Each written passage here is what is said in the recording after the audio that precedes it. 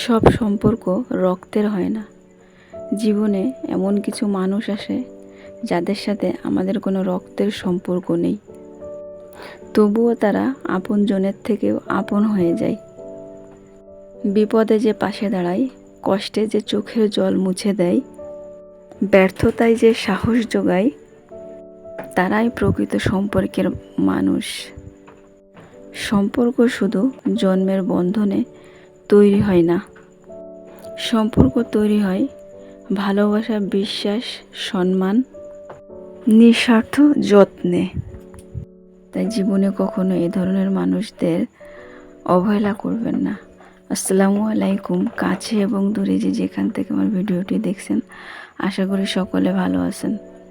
আজও একটি নতুন ব্লগ ভিডিওতে আপনাদের জানাই অনেক অনেক ওয়েলকাম।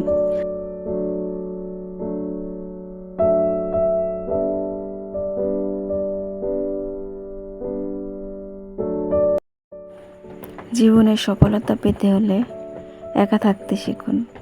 একা থাকা কোনো দুর্বলতা নয়, বরং এটা একটা অনেক বড় ক্ষমতা, যেটা সবার মাঝে থাকে না। যে ক্ষমতার অধিকারী সবাই হতে পারে না। পৃথিবীতে মানুষ আপনাকে কতক্ষণ ভালো বলবে জানেন? যতক্ষণ আপনি তাদের অন্যায়গুলো নীরবে সহ্য করবেন, যতক্ষণ তুমি তাদের প্রয়োজনে কাজে লাগবে, তুমি ততক্ষণই তাদের কাছে প্রিয়জন যতক্ষণ তোমার কাছে তাদের প্রয়োজন।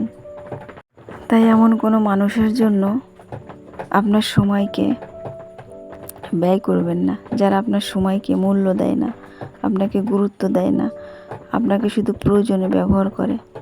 তাই আপনার সময়কে সঠিক জায়গায় প্রয়োগ করুন। কারোর সাথে মেশার পরে যদি আপনার মনে হয় যে আমার সময় শুধু অপচয়ই হলো, তা সেইখান থেকে বেরিয়ে আসুন। যে অনেক কথা বললাম, এখানে দেখেন বৃষ্টি হচ্ছে অনেক।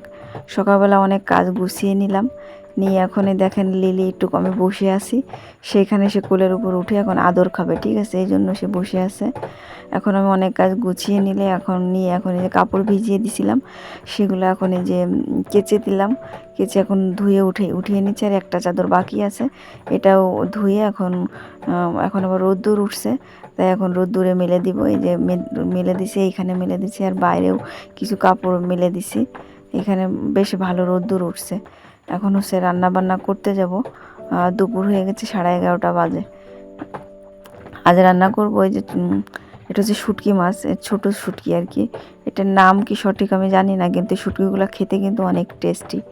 তো এটা কীভাবে রান্না করি সেটা আপনাদের সাথে শেয়ার করব। আর সাথে কচুরমুখী দিয়ে মাছ দিয়ে রান্না করব। আর ওটা চাল কুমড়া ভাজি করব। এখানে আমার ভাতটা হয়ে গেছে।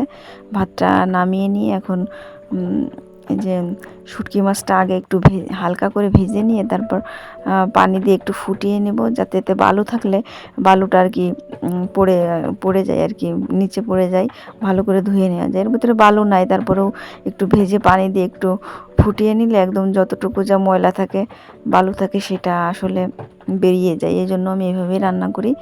এখন এটা একটু ফুটে উঠলে আর কি নামিয়ে নেব, নিয়ে ভালো করে একটু ঠান্ডা পানি দিয়ে ধুয়ে পরিষ্কার করে নেব। নিয়ে এখন এই যে মাংসের যে মশলা, সে মাংসে যা যা মশলা দিতে হয় সেগুলা এর ভিতরে দিচ্ছি। দিয়ে এখন মশলাটা ভালো করে ভুনে নিচ্ছি। নিয়ে ভালো করে ভুনা হয়ে গেলে আর কি তারপর মাছটা দিয়ে দেব। এখানে যে মাছটা দিয়ে দিলাম, এখন এই মশলার সাথে একটু ভালো করে ভুনে নিয়ে তারপর অল্প করে কষানোর জন্য একটু পানি দিয়ে দিব। আর এটা একদম মাখো মাখো হবে, এতে কোনো ঝোল থাকবে না। এখানে এই যে আমি কষিয়ে নিয়ে তারপরে যে অল্প করে ঝোলের পানি দিয়ে দিলাম। এখন এই ঝোলটা একদম শুকিয়ে গেলে, তেলটা যখন উপরে ছেড়ে আসবে, তখন আর কি এটা নামিয়ে নেব। আসলে শুটকি আমার খুব অনেক অনেক পছন্দের, ঠিক আছে। তা এই শুটকি দিয়েই এক প্লেট ভাত খেয়ে নেওয়া যায়। এখানে দেখেন শুটকিটা নামিয়ে নিয়েছি। এই যে এটার ফাইনাল লুক, দেখতে যেমন সুন্দর, খেতেও কিন্তু অনেক টেস্টি হয়েছিল। মানে খাওয়ার পরে রিভিউ দিচ্ছি, তো এই জন্য বলতেছি। তারপর রান্নার শেষে যে আমি চুলাটা একটু লেপে বসে পরিষ্কার করে নিলাম। এইখানে হচ্ছে চুলা নোংরা থাকলে আমার আসলে ভালো লাগে না, এই জন্য আর কি লেপে পুছে পরিষ্কার করে নিলাম। আর এখন প্রায় সন্ধ্যা হয়ে গেছে, মাগরিবের আজানের পরে আর কি। এখানে আমার এই যে বোরকার হিজাবগুলা উল্টাপাল্টা করা ছিল, তাই সেগুলো এখন একটু গুছিয়ে নিচ্ছি। এখানে আমার বাইরে যাওয়ার জন্য একটা বোরকাই আর কি, আর বাকিগুলা এমনি যখন বাজার ঘাটে যাই, অনেক দিনে পুরাতন বোরকা। এখানে 4-5টা বোরকা আছে, 4টা বোরকা আছে মোট, তাই সেগুলো একটু গুছিয়ে নিচ্ছি। যাই হোক, ভিডিওর কোথাও এক বিন্দু ভালো লেগে থাকলে একটা লাইক দিয়ে চ্যানেলটি সাবস্ক্রাইব করে আমার পাশে থেকে যেতে পারেন। আর কোথাও ভুল ত্রুটি হয়ে থাকলে ক্ষমা সুন্দর দৃষ্টিতে দেখবেন। আমার জন্য দোয়া করবেন, সামনের দিনের জন্য নতুন কোনো ব্লগ ভিডিও নিয়ে, নতুন নতুন ভিডিও নিয়ে আপনাদের মাঝে হাজির হতে পারি, সেই দোয়া করবেন। যাই হোক, সকলে ভালো থাকবেন, সুস্থ থাকবেন, আমার জন্য দোয়া করবেন, আমার পরিবারের জন্য দোয়া করবেন। আসসালামু আলাইকুম।